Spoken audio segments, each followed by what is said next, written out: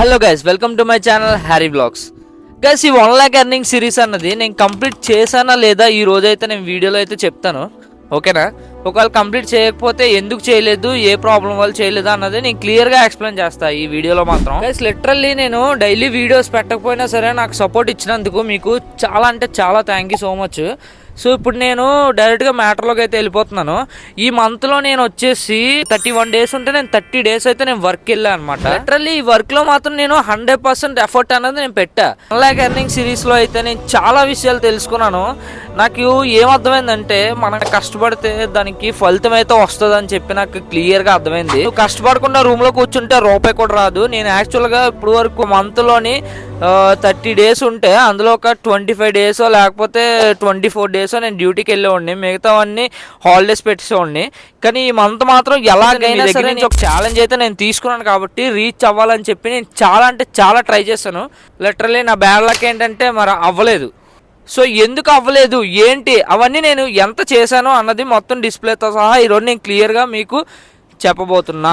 నేను ఈ మంత్లో అయితే 309 hours అయితే డ్యూటీ అయితే చేశాను ఈ మంత్ అంతా కలిపి.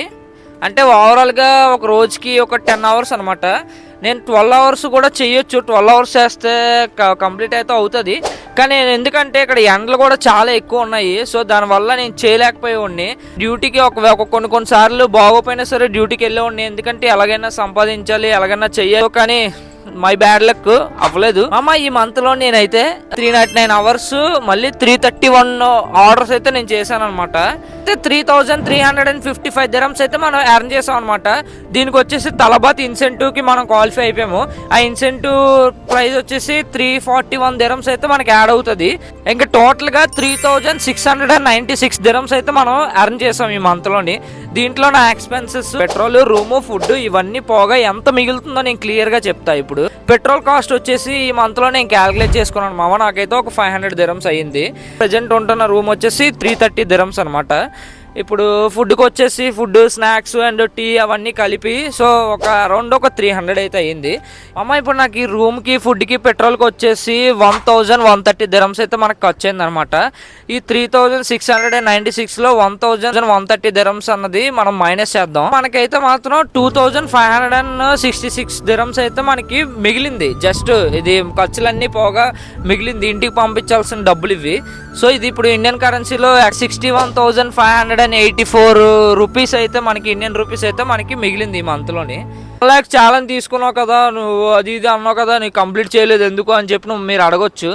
సో ఎందుకంటే ఈ మంత్లో వర్క్ తక్కువ ఉంది, వర్క్ కొంచెం స్లోగా ఉందని చెప్పి 100% వీడియో పెట్టా. ఈ మంత్ నెక్స్ట్ మంత్ కొంచెం వర్క్ స్లో ఉంటుందని చెప్పి చాలా మంది అయితే చెప్పారు. అయినా సరే నేను చేద్దామని ట్రై చేసా, కానీ అవ్వలేదు. కానీ నేను డెఫినెట్గా ట్రై చేస్తా. నేను 1 lakh ఎర్న్ చేసి నేను చూపిస్తాను. వీడియో మాత్రం మీ ఫ్రెండ్స్ అందరికీ షేర్ చేయండి. డెఫినెట్గా ఎవరైనా వస్తానంటే ఇంట్రెస్ట్ ఉంది, మీకు ముందే చెప్తున్నాను. ఏ ఫీల్డ్లోని మీరు ఎదగలేకపోతేనే ఈ ఫీల్డ్లోకి అయితే రండి, ఓకేనా? ఉంటా మరి, బాయ్ బాయ్.